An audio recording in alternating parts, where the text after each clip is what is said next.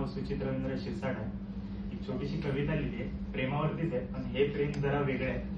सूर्य आणि चंद्रामधील प्रेम. तर कवितेचं शीर्षक आहे सूर्य आणि चंद्रामधील प्रेम.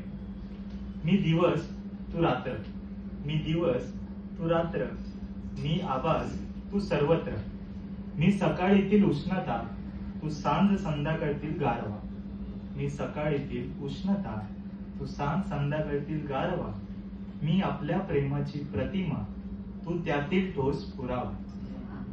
सूर्यासारखा तेजस्वी मी, चंद्रासारखी शांत तू, सूर्यासारखा तेजस्वी मी, चंद्रासारखी शांत तू, प्रेमाचा मात्र उजेड मी आणि आठवणीतील काळोख तू.